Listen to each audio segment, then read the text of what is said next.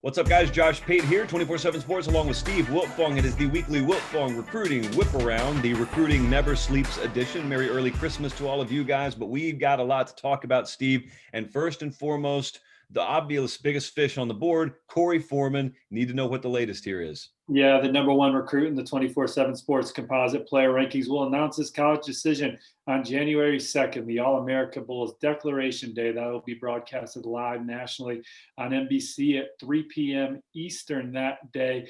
And going into the end of the early signing period, my colleague, Greg Biggins, the lead expert on that recruitment, a national analyst who lives out near Corey Foreman, and I tag team to put a crystal ball forecast in for USC. That's where all the buzz has been, Josh, for the last couple of weeks. Clemson, their biggest challenger, Arizona State, the dark horse.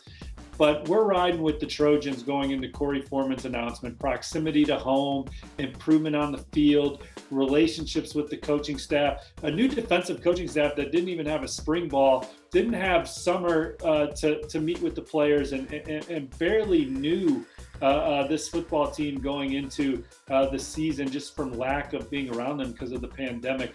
I think the Foreman camp saw some nice improvement with USC on that side of the ball, and the trajectory of the program, the arrow's up. And this is a recruiting class that ranks number 13 nationally right now. But they have a chance to make a run at Oregon for the number one class in the Pac-12. Oregon's sitting at number 6. That's the highest Oregon's ever been in 24/7 Sports history. 2 years ago, Mario Cristobal and his staff had the number 7 class. They were number 11 last year. They're hunting a third straight Pac-12 recruiting championship to go with 2 straight Pac-12 championships on the field. But here comes USC, back where we're used to seeing them, a good chance of finishing in the top 10 if they land Corey Foreman, which we think they will. Rajon Davis, who's also from that way, decommits from LSU this week. There's been a ton of USC smoke around that recruitment. So if USC lands just those two, it puts them right on the heels of Oregon with guys like coveted cornerback Sierra Wright, who's also going to announce on January 2nd with the crystal ball favoring USC, although I don't think that's a done deal. And Sierra Wright did not put pen to paper because he's not enrolling early during the early signing period. But they're in on like Austin, UK, a 4-star offensive lineman from Texas, Alton McCaskill, an athletic running back from the Lone Star State as well, and Byron Cardwell, a 4-star running back from their own state. So USC has as many prospects maybe has more blue chip prospects on the board than any other program. They're going to be fun to follow down the stretch. And the Corey Foreman sweepstakes will soon be coming to an end. And I like where Clay Helton and company stand going into that announcement. Now, we got a really big target for Ohio State to talk about in just a second in the 2022 class. But Steve, let's kind of reset the board, so to speak. Maybe some folks watched our signing day show and then they've had Christmas duties on their list. Let's reset the 2021 board. What are you still following in that cycle? Well, there's several things to keep an eye on. First, the race for number 1, right? Alabama seems to have it all but decided. It would take a perfect finish for Ohio State to reel them in. The big battle between Ohio State and Alabama is for the number 3 player in the 24/7 Sports Composite. Our number 1 prospect in the top 247, 5-star defensive lineman JT Tuimoloau. The crystal ball favors the Buckeyes. My forecast is in there for Ohio State, as is lead expert, our colleague Brandon Huffman, who lives in Washington State near JT. Also likes Ohio State, but Alabama is the competition there. Alabama's trying to make a run at this 2010 Florida class that is the all-time scoring champ, for lack of better words, and Ohio State still mathematically is alive for that. If they can land Rajon Davis, they're the 3rd team in the mix alongside LSU and USC. And then Ohio State's a finalist for another 5-star offensive lineman, Tristan Lay, who's going to announce on January 2nd as well. But for Alabama, man, they have JT on the board. Seems like they're on the verge of landing 4-star offensive lineman Jaden Roberts, who decommitted from Auburn this week. They're definitely near the top for the number 2 safety in the land, Terrion Arnold from the Sunshine State, who's going to announce on National Signing Day, February 3rd, like JT. So Ohio State, they won the early signing period, Alabama, they won the early signing period, flipping Keanu Coate from LSU, flipping JoJo Earl from LSU, and maybe they win National Signing Day too with JT and Terrion Arnold out there if they can close like they did here in December, and that would give them the best recruiting class in 24/7 Sports history if they can do that.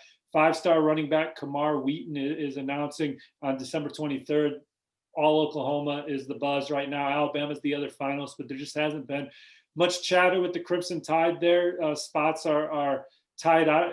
Maybe Alabama gets them, but I love Oklahoma.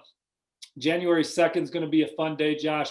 You have the Foreman announcement. You have the Tristan Lee announcement with Oklahoma, LSU, Ohio State, and Clemson and Florida in that mix. My crystal ball is still low confidence on Oklahoma.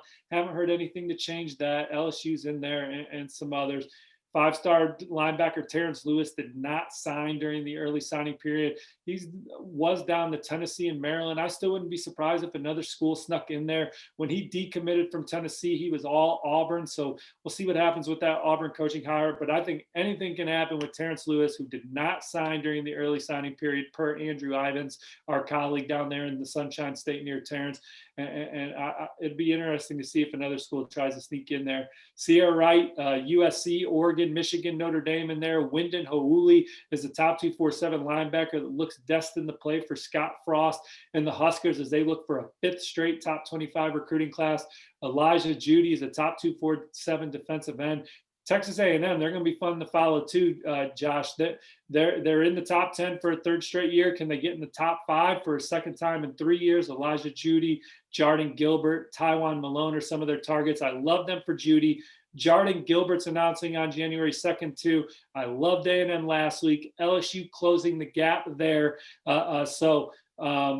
A&M trying to hold off the in-state Tigers for Jardin Gilbert. Armand Bethea is announcing on January 2nd a humongous offensive lineman from the East Coast.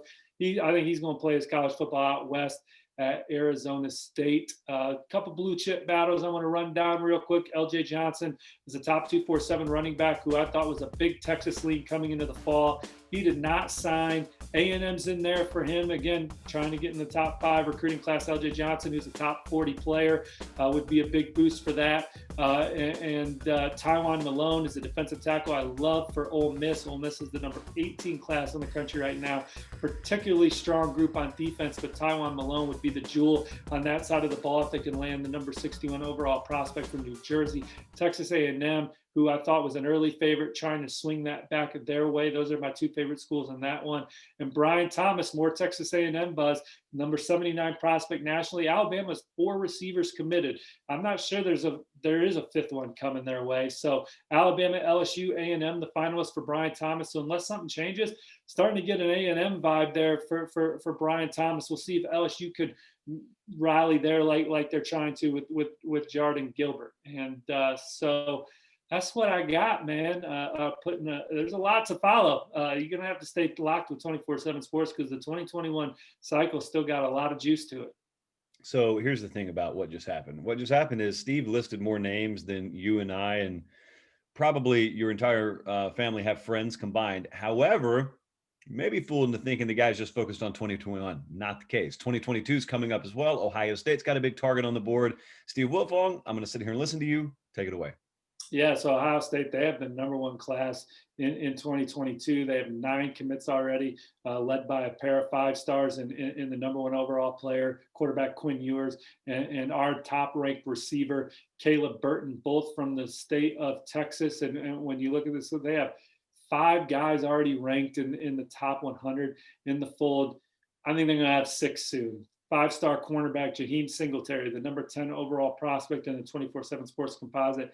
He's announcing his decision on January 2nd. Florida, Clemson, Ohio State are the 3, in my opinion, that have separated in this recruitment. And I think an offer from Ohio State in the fall was humongous for him. And then since then, the relationship he's built with the Buckeye staff led by lead recruiter Tony Alford, he's been in talks with Kerry Combs. They've been talking to head coach Ryan Day, of course. He's announcing on January 2nd. The spotlight's going to be on all those 2021s, but Shaheen Singletary is also announcing on January 2nd.